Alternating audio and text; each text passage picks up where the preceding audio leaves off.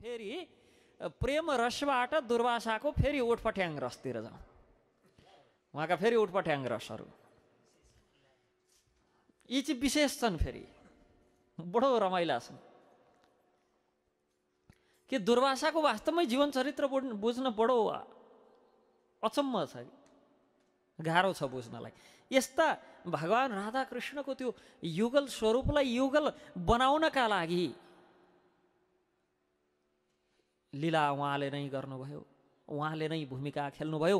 स्वयं आफै त्यो माधुर्य रस हुँदा हुँदै पराकीय रससम्म डुबेर अनेक दिव्य ती स्वरूप, दिव्य ती सद्गुणहरू, ती विकारहरू प्रदर्शन गर्नुभयो।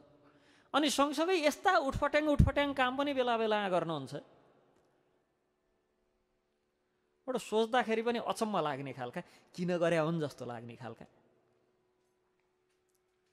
यो पापाचारी दुरात्मा दुर्योधनले दुशासन, कर्ण, शकुनी आदिको परामर्श, सहायता, छलछाम, कपटता आदिका अनेक सहाय विषयहरूका सहयोग लिएर छल कपटले धर्मात्मा पाण्डवहरूलाई जितेर 12 वर्षका लागि वनवासमा पठाएको थियो।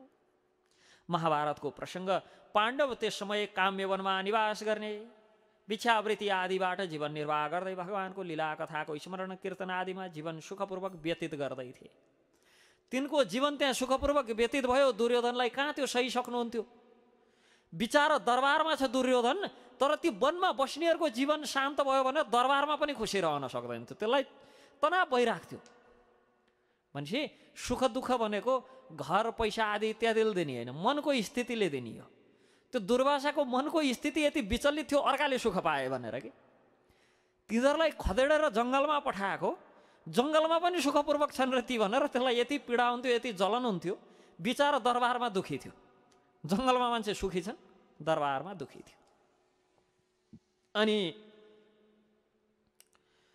अब त्यो दुष्ट दुर्योधन छल कपट विद्यामा निपुण, कर्ण एवं दुशासन आदिका साथ भाँति भाँति उपायले वनवासमा पनि पाण्डवहरूलाई सङ्कटमा पुर्याउने, सङ्कटमा पार्ने अनेक युक्तिहरू रच्न प्रयास गर्थ्यो। त्यस समय महातेजस्वी महर्षि दुर्वासा आफ्ना 10,000 शिष्यसहित, दुर्वासाजी आफ्ना 10,000 शिष्यका साथ स्वेच्छाले दुर्योधनको निकटमा उपस्थित हुनुभयो। परम क्रोधी दुर्वासा मुनिलाई देखेर दुर्योधनले बहुत नम्रतापूर्वक अतिथिको रूपमा निमन्त्रित गर्यो। दुर्योधन स्वयं दास समान, त्यस्तो अहङ्कारी दुर्योधन दास समान, सेवक समान, बडो सावधानीले दिन रात आलस्य छोडेर दुर्वासाको सेवामा लाग्यो। सुन्दै पनि आश्चर्य लाग्ने, कसको सेवामा? दुर्वासाको सेवामा। को? दुर्योधन। त्यो पनि आलस्य आदि सबै छाडेर दिन रात सेवामा लाग्यो। अब मुनि हुनुहुन्थ्यो बडो विचित्र ऋषि, कहिले सबैजना सुतिसकेपछि मध्यरातमा गएर दुर्योधनलाई भोक लाग्यो उठ भनेर उठाउनुहुन्थ्यो। उहाँको भोकको त अब सीमा छैन, साँधी छैन। मध्यरातमा सबै सुतिसके पछाडि दुर्योधनलाई गएर भोक लाग्यो उठ भनेर उठाइदिनुहुन्थ्यो। बिचारा दुर्योधन उठ्थ्यो, पकाउन लाग्थ्यो। अरूले पकाए खान्न भनिदिन्थ्यो होलान्, बिचारा दुर्योधन आफै पकाउन लाग्थ्यो। अनि ऋषिवर नुहाउन भनेर हिँड्नुहुन्थ्यो मध्यरातमा, खानु अगाडि नुहाउनु पर्यो नि त। मध्यरातमा नुहाउन भनेर जानुहुन्थ्यो, फिर्ता आएर के भन्नुहुन्थ्यो भन्दा मध्यरातमा कसैले खान्छ म खान्न भनेर सोध्दैन हुन्थ्यो। यत्रो पकाएर तयार पार। अब दुर्योधनको स्वभाव अनुसार त दुर्योधन त हातमा गदालेर बुढालाई सिद्ध्याइदिन्छु, टाउको फुटाइदिन्छु भन्नुपर्ने हो। मलाई भोकसोक छैन, भोकै भए पनि यो मध्यरातमा कसले खान्छ र म खान्न, फेरि यति भनेर सुत्न हिँड्दैन हुन्थ्यो। कहिले एकदम सुस्वादु भोजन पकाएर खुवाउँथ्यो दुर्योधनले, पुरै निन्दा गर्नुहुन्थ्यो, यस्तो पनि भोजन हुन्छ, यसमा यो भन्छ त्यसमा ऊ भन्छ, खान्न म। अनि दुर्वासा ऋषिको विचित्र स्वभावबाट दुर्योधनको मनमा कुनै प्रकारको विकार क्रोध उत्पन्न भएन। जसरी जसरी हुन्छ ऊ पुरै लागेको थियो दुर्वासालाई खुसी बनाउन। राति उठाएर पकाउन लगाए पनि खुसी खुसी पकाइदिन्थ्यो। अनि दुर्योधनमा हुन त एउटै मात्र दुर्गुण भनेको ईर्ष्या थियो, नत्र अन्य कुरामा त सेवी नै थियो नि। त्यही भएर त महाभारतको युद्धमा दुर्योधनका पक्षमा 11 अक्षौणी सेना थिए, पाण्डवका पक्षमा जम्मा 6 अक्षौणी थिए, 7 अक्षौणी थिए। भने दुर्योधन यसरी सेवा गर्यो। त्यो दुर्वासा ऋषिको विचित्र स्वभावबाट दुर्योधनको मनमा कुनै प्रकारको क्रोध उत्पन्न भएन। यसमा दुर्दर्श ऋषि, दुर्दर्श भनेको जसलाई खुसी तुल्याउन, जसलाई सन्तुष्ट तुल्याउन बडो गाह्रो हुन्छ। अब यी मध्यरातमा उठेर पका भनेर नआउँछ नि, फर्केर आउँदा मध्यरातमा कसैले खान्छ, कसलाई पकाएको भनेर सोध्दैन। त्यस्तो भने कसरी खुसी बनाउने हो त्यस्ता मान्छेलाई? त्यस्ता व्यक्तिलाई दुर्दर्श भन्छन्, कि खुसी बनाउनै नसकिने, जेमा पनि अब्जस आइलाग्ने, केहीमा जसै नदिने। त्यस्ता दुर्धर्ष ऋषि, त्यस्ता ऋषि पनि बडो प्रसन्न भए र के भन्छन्, के वरदान चाहिन्छ, जे मनमा इच्छा छ माग भनेर लगाइदे। अब यसरी माग भने पछाडि त आफ्नो हित हुने बारेमा माग्नु नि। दुर्योधन आफ्ना ती दुष्ट मित्रहरूसँग अनि मामासँग, उसको त एकदम हितैसित मामा शकुनीसँग पहिल्यै परामर्श गरेर वर माग्ने, के कथम कथाचित केही माग भन्यो भने के माग्ने भन्ने त तयार थियो। के भन्छ भन्दा, हे महर्षि, हाम्रो कुलमा महाराज युधिष्ठिर सबैभन्दा ज्येष्ठ र सबैभन्दा श्रेष्ठ छन्। अब यसै गर ल, अब वर माग भन्नुभयो, त्यही भएर जानु, त्यहाँ जङ्गलमा तिनीहरू बसेका छन्, तिनीहरू कहाँ गएर पनि यस्तै गरी भोजन गर्नु भनौँ भनेदेखि त दुर्वासा फेरि रिसाउलान्। त्यही भएर के भन्छ त भन्दा, हाम्रो कुलमा महाराज युधिष्ठिर चाहिँ सबैभन्दा ज्येष्ठ र सबैभन्दा श्रेष्ठ छन् र ती धर्मात्मा पाण्डुकुमार वर्तमानमा आफ्ना भाइहरूका साथ काम्य वनमा छन्। कृपा गरेर जसरी मेरो अतिथि भएर म माथि खुसी भएर हामीलाई वरदान दिनुभयो, त्यसै गरी युधिष्ठिरको पनि अतिथि बन्नु। अनि त्यति मात्र भनेन, के भन्नु भन्दा, बिहानै नजानु, दिउँसो जानु। किन बिहान त बिचारा सबै भिक्षाटनमा जान्छन्, वनमा छन्, भिक्षा मागेर ओरेर ल्याउँदा दिउँसो भोजन गर्ने गरी जानु। दुर्वासाजी तथास्तु भनेर हिँड्दै, बडो राजनीति। अब त्यहाँ जान्छन्, अनि त्यहाँबाट खानेकुरा दिउँसो जानु, किनभने अनि बिहान ठिक टाइममा जालान्, त्यतिखेर त तिनीहरूसँग त अक्षय पात्र छ। त्यो पात्रमा पकाएको कुरो जबसम्म द्रौपदीले भोजन गरेर भाँडो माझेर थन्क्याउनन्, तबसम्म त्यहाँ खानेकुरा प्रकट भइ नै राख्छ त्यो अक्षय पात्रमा। यसकारण बिहानै गयो भने त फेरि खान पाउँछन् भनेर दिउँसो जानु भनेर लगाइदियो। कि द्रौपदीले खाएर भाँडो साँडो माझेर राखिसकेपछि गयो भने खानेकुरा केही हुन्नन्, रिसाले श्राप देऊन् भनेर यो स्वभाव। अब वास्तवमै दुष्टहरूको र ईर्ष्यालु व्यक्तिहरूको, जसले ईर्ष्या गर्छन्, तिनमा यो दुष्टताको कुनै हद हुन्न। यत्रो के चाहिन्छ भनेर मागे पछाडि त मेरा सारा प्रजालाई चाहिँ सुख शान्ति सन्तुष्टि होस् भनेर माग्नु, मलाई भगवत प्रेम प्राप्त होस् भनेर माग्नु, केही माग्नै छ भने पनि यस्तो दुष्टै माग्नुको सट्टा ती वनवासबाट तिनको वनवासै पुरा नहोस् भनेर मागे नै हुन्थ्यो। यदि आफूलाई राज्य चाहिएकै हो भने बेकारमा त्यो दुर्वासालाई पनि दुःख, अनि ती युधिष्ठिरलाई पनि दुःख। फेरि यसरी मिलाएर माग्यो कि मेरा दाई सबैभन्दा ज्येष्ठ, सबैभन्दा श्रेष्ठ धर्मात्मा, तपाईँले गएर त्यहाँ खाइदिनु भयो भनेदेखि ती कृतार्थ हुन्थे, धन्य हुन्थे, तिनीहरूको दुःख सकिन्थ्यो भनेर लगाइदियो। त्यो दुर्वासा हुन्छ भनेर हिँड्दै। यो स्वभाव हो ईर्ष्यालुहरूको। एउटा सानो दृष्टान्त याद आयो। छिमेकी रहेछन्, बडो एकले अर्कोको ईर्ष्या गर्ने। यो छिमेकीहरूमा प्राय हुन्छ। अगाडि हेर्दा यहाँ चिक्का खाने, आरामै हुनुहुन्छ नि गर्ने, मनमनमा गाडी चढेर हिँडेछ इसका भन्ने। घर यसो हेर, 3 तलाको बनायो, पर्खिन 3.5 तलाको, 3 तला बनाएर त्यसमाथि ट्रस हालेर भयो नि त्यसको भन्दा अग्लो बनाउँछु भनौ। देख्दाखेरि मेरो छोरो हेर्न कामै नलाग्ने भयो, यसो गरौ त्यसो गरौ भनेर आफ्नो छोरालाई गाली गरे जस्तो गरौ, मनमनमा भयभरको श्राप दियो। खुब फुर्ती लागेछ, छोराछोरीले देखाउँछन् ताल भनौ। अनि ती दुईटा छिमेकीहरू एकअर्काको औधी ईर्ष्या गर्ने, तपस्या गर्न भनेर गछन्। दुईटा तपस्या गर्न भनेर गएपछि तपस्या फलीभूत हुने समय आयो। भगवान शिवजीको आशुतोषको तपस्या गरेछन्। शिवजी आएर के वरदान माग्छौ माग भनेर एउटा पहिलो छिमेकीलाई भन्नुभयो। त्यो पहिलो व्यक्ति अब परेन फसाद, पहिला आफूलाई माग भने, अब पहिला आफूलाई माग भनेपछि अब आफूले के मागौँला त्योभन्दा ज्यादा अर्कोले माग्देला, बर्बाद हुन्छ। त्यही भएर मलाई त केही चाहिन्न, ऊ त्यसले जे माग्छ त्यसको मलाई 2 गुणा दिनुहोस्। तथास्तु भन्नुभयो, जानुभयो, उता गएर त्यसलाई पनि अब आएका बेला एकैचोटि हिसाब किताब क्लियर गरिदिएर जाउँ भनेर, ल के चाहिन्छ वरदान माग। उसलाई पनि फसाद पर्यो, त्यसले के माग्यो कुनै फसाद परेन, त्यसले के माग्यो, तिमीले जे माग्छौ त्यसको 2 गुणा दिनु भनेर माग्छ। ए भयो नि त, ल मेरो एउटा आँखा फुटाइदिनु, एउटा हात भाँच्दिनु, एउटा खुट्टो नि भाँच्दिनु भनेर मागेछ। 2 गुणा जस्तो बिचराको 2टै आँखा हुन्न, 2टै हात हुन्न, 2टै खुट्टो हुन्न, आनन्दै भयो। ईर्ष्या यस्तै छ दुर्योधनको स्वभाव। पठाइदियो बिचरा उसका, दुइटैले एकअर्कालाई गाली नगरिकन बहुत क्षति चाहिँ उठाए नि। त्यस्तै गरी यहाँ पनि यसले युधिष्ठिरको बखान गर्दै गर्दै युधिष्ठिरलाई फसादमा पार्नलाई पठाइदियो दुर्वासालाई। अब दुर्वासा 10,000 शिष्यका साथ ती दुर्धर्ष दुर्वासा काम्यवनमा पाण्डवको आश्रममा पुगे। महारानी द्रौपदीले समस्त वैष्णव ब्राह्मण अतिथि आदि 5 पति सबैलाई भोजन गराएर स्वयं पनि भोजन गरेर सुखपूर्वक विश्राम गर्दैथिन्।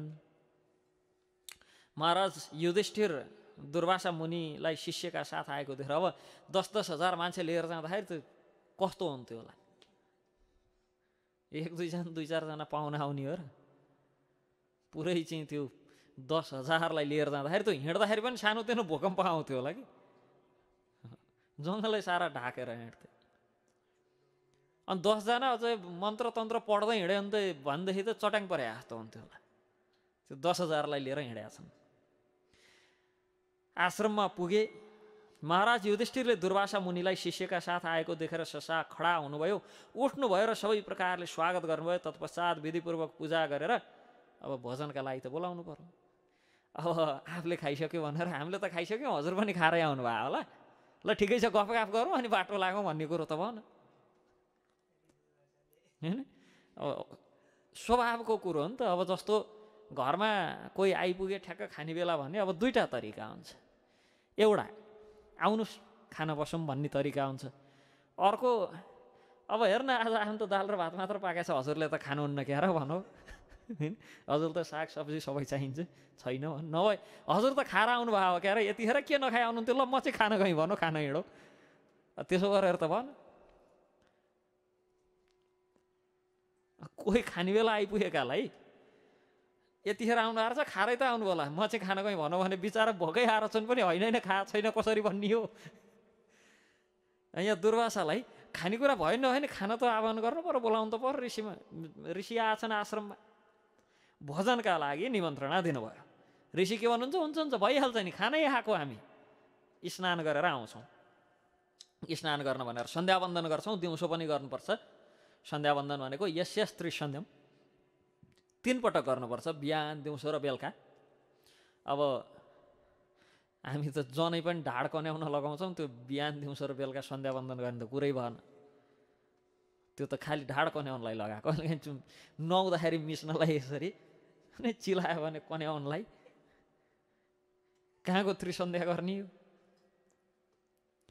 अहिले त्रिसन्ध्या भन्यो भने के हो भनेर सोध्छन्, सन्ध्या त बिहान र बेलुका मात्र हुने होइन भनेर सोध्छन्।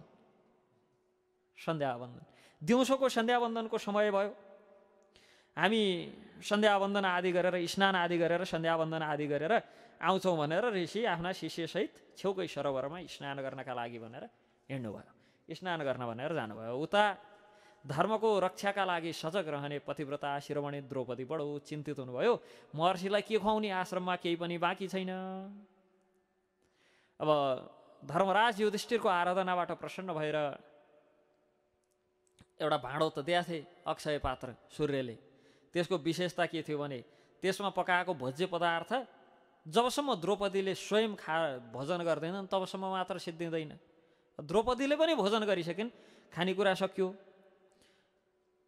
अब द्रौपदीले भोजन गर्नुभन्दा अगाडि हजारौँ लाखौँ जति व्यक्ति आए पनि सबैलाई खिलाएर पिलाएर सबैलाई चाहिँ सन्तुष्ट गराउन सकिन्छ। तर द्रौपदीले खाइसके पछाडि त्यो भाँडामा अब अर्को सूर्योदय नभइन्जेलसम्म भनेपछि वनमा हुँदाखेरि युधिष्ठिरहरूले 1 साग मात्र खान्थे, यहाँ 2 चोटि पाक्थ्यो भन्ने कुरा महाभारतमा कतै पनि आउन्न के एकपटक पाक्थ्यो दिनमा, एकपटक एक छाक भोजन गर्थे। अब बडो चिन्ताको विषय, द्रौपदीले भोजन पश्चात त्यो भाँडोलाई ठिकठाक पारेर धोइ पखाली गरेर सफा गरेर राखिसकेको सबै बडो चिन्तित भए। कुनै उपाय अब के गर्ने? अन्तमा द्रौपदीले मनमा कंस निषुदन आनन्द कन्द भक्तवत्सल भगवान् श्रीकृष्णको स्मरण गर्नुभयो। आखिरमा आपद विपद पर्दा पुकार्ने त उनी गोविन्दलाई हो। भगवान् श्रीकृष्ण द्वारकामा आफ्नो राजभवनमा शय्यामा विश्राम गर्दै हुनुहुन्थ्यो। द्रौपदीको पुकार सुने पछाडि कृष्ण दौडनु भयो। महाभारतमा एक मात्र यस्तो पात्र हुन् द्रौपदी, बिचाराका कोही मित्रै थिएनन्। मित्र जम्मा एकजना थिए, तिनै कृष्ण।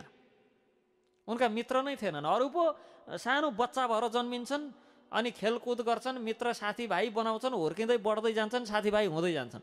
अब उनी यज्ञबाट त्यत्रै ठुलै निस्किन्, अब कहाँ कहिले मित्रता कोसँग गर्ने?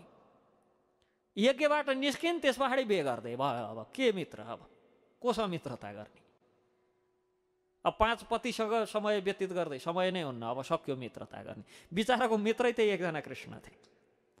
त्यही भएर जसो परे नि, जे परे नि, सम्झिने उनै कृष्णलाई। भगवान भनेर सम्झे पनि, साथी भनेर सम्झे पनि, जसरी सम्झे नि उनै एकजना थिए। र भगवान आफ्नो शय्या छोडेर तुरन्त द्रौपदीको समीपमा निकटमा उपस्थित हुनुभयो।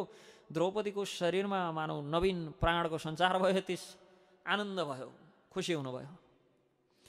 बल्ल लामो सास फेर्नुभयो। बाँचिन्छ अब चाहिँ द्रौपदी ती दुर्वासाको क्रोधबाट। नत्र दुर्वासाको क्रोधबाट बाँच्ने अरू कुनै उपाय देखेकै थिएनन्। जसै गोविन्दलाई देखिन प्राणमा नवीन सञ्चार भयो। भगवान कृष्णलाई प्रणाम गरेर दुर्वासाको आगमन एवं युधिष्ठिर महाराजद्वारा भोजनको निमन्त्रणा आदिको समस्त वृत्तान्त सुनाइन्। तथा त्यहाँ भएको विपत्तिबाट रक्षा गर्नका लागि भनेर प्रार्थना गर्दै भन्छन्, हे भक्तवत्सल, म हजुरको शरणमा छु। हजुर सबैका आश्रय हुनुहुन्छ। हे परात्पर समस्त ईश्वरका पनि ईश्वर एवं सर्वसमर्थ परम पूज्य गोविन्द, यो वर्तमान सङ्कटबाट हाम्रो उद्धार गर्नुहोस्, यो सङ्कटबाट बचाउनुहोस्। अब भगवान कृष्ण, यो सबै कुरा त ठिक हो, मलाई पनि बडो भोक लागेको भएर पो म यहाँ आएको त। ल अब ती यहाँ 10,001 छन्, उता 10,000 सिसेर एकजना यहाँ अर्को थप्पे। उनलाई कसरी खुवाउनु भनेर चिन्ता छ। जसको आश गरेर बोलाएको, जसलाई देखेर प्राण बल्ल सञ्चार भएको थियो, बल्ल लामो सास फेरेर बाँच्यो भन्ने भएको, उनलाई भोक लाग्यो अरे। यो बडो भोक लागेका कथा छन् दुर्वासासँग सम्बन्धित। के अब यहाँ कृष्णलाई पनि भोक लाग्न लाग्यो? यो दुर्वासासँग सम्बन्धित लीला भएर होला।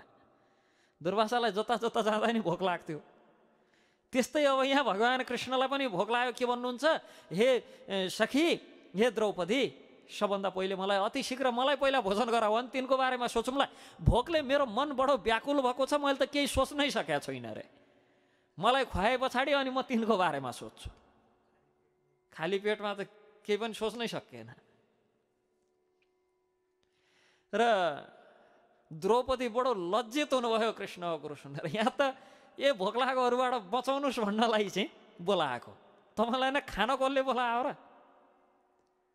फेरि आश्चर्य, जसका 16,108 त पत्नी छन्, त्यहाँ दरबारमा नखाएर खानालाई यहाँ आइपुग्नु पर्ने काम्य वनमा, जङ्गलमा बिचरा कुटी बनाएर बसेका छन्। त्यो पनि कस्ता अवस्थामा? पहिले 10,000 जना त्यहाँ खाना ठिक्क परेर बसेका छन् मुख बाएर।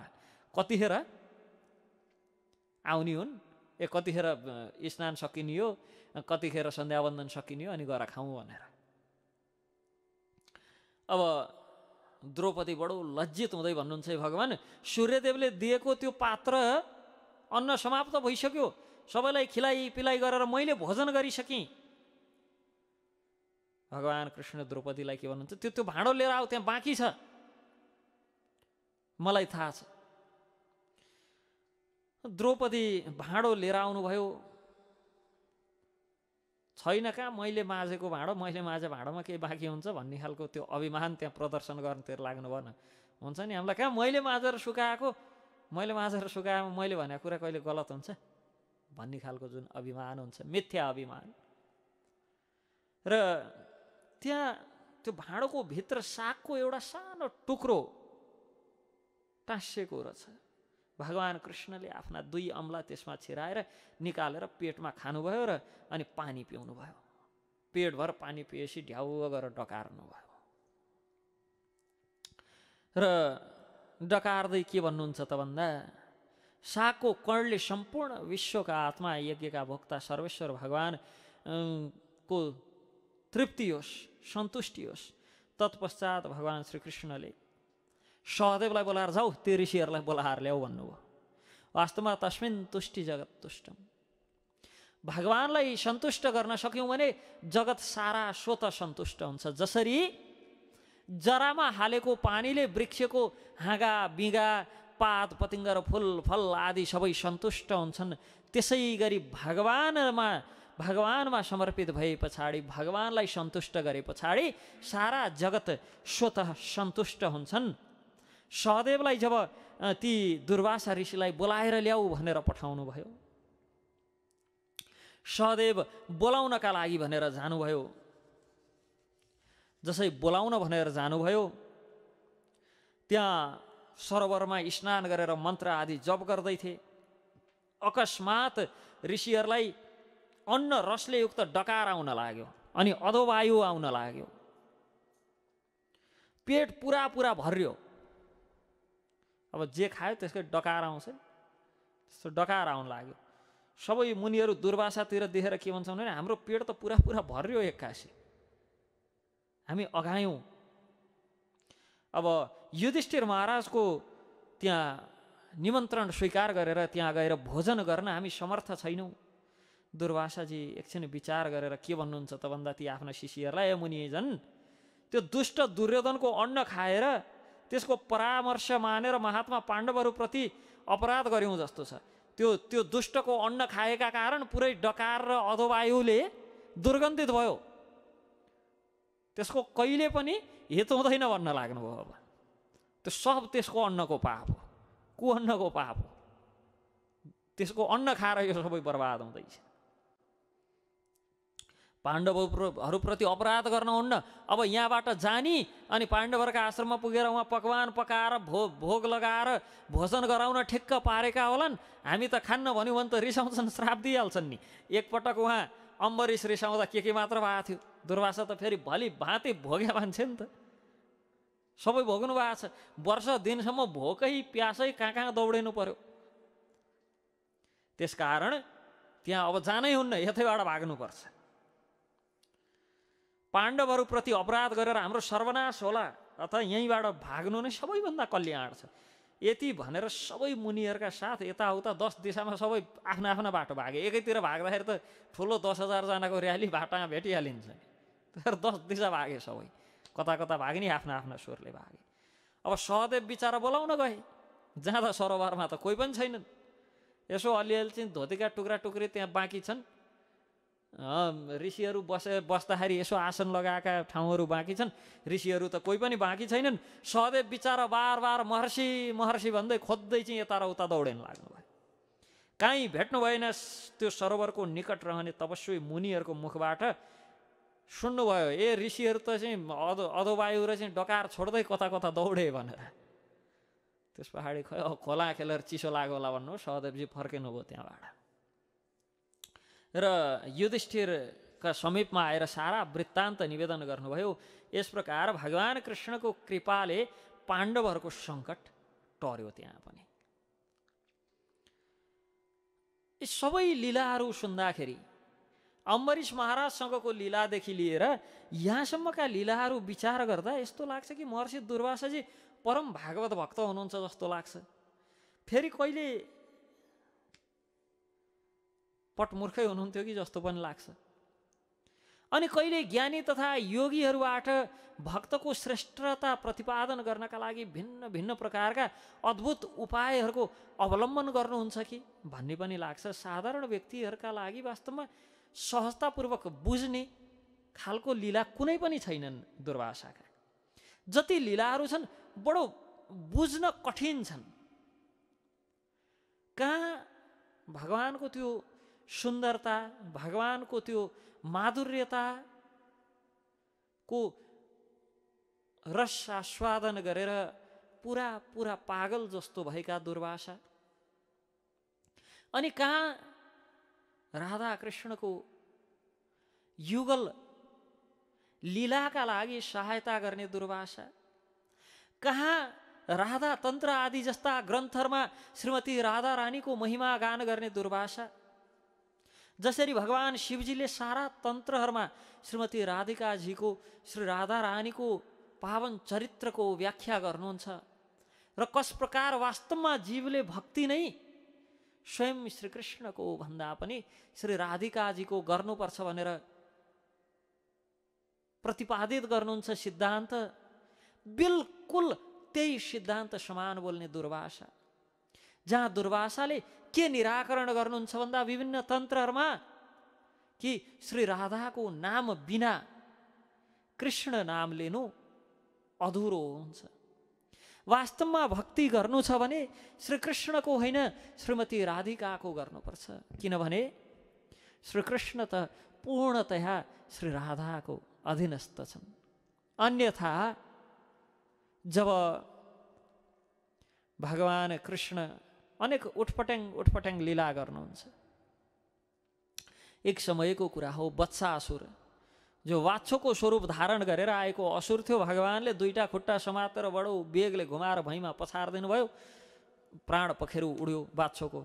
अब असुर नै भए पनि वाच्छोको स्वरूप धारण गरेर आए पछाडि त गोवंश त भयो।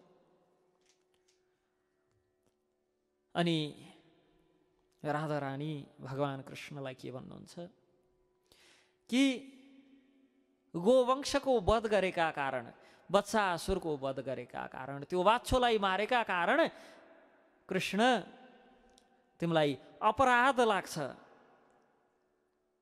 तिमीलाई पाप लाग्छ र त्यो पापबाट मोचन हुने हो भने, त्यो अपराधबाट मोचन हुने हो भने सारा पृथ्वीमा रहेका सबै तीर्थस्थलहरूमा, पवित्र नदीहरूमा गएर स्नान गर्नु, अनि मात्र त्यो पाप पखालिन्छ। भगवान पनि के कम, बडो बेगले भैँमा लात्ती हान्नुभयो, अनि पोखरी जस्तो भयो, सारा नदीहरूलाई आवाहन गर्नुभयो। गङ्गा, यमुना, गोदावरी, सरस्वती, नर्मदा, सिन्धु, कावेरी, सारा नदीहरूलाई त्यहीँ आवाहन गर्नुभयो। अनि ती सबै नदीहरू त्यहाँ प्रवेश गरे अनि भित्र छिरेर स्नान गर्नुभयो। अनि त्यहाँ स्नान गर्दै के भन्नुहुन्छ त, अब मैले त मेरो पाप पखालेँ, तर तिमीहरूले त्यो असुरको पक्षमा लागेर म जस्तो बिचारा धर्मात्मालाई दोषारोपण गरेका कारण अब त्यो पापको भागीदार तिमीहरू भयो। त्यो पापबाट पखालिन यहाँ आओ, मेरो सरोवरमा स्नान गर भनेको राधा रानी।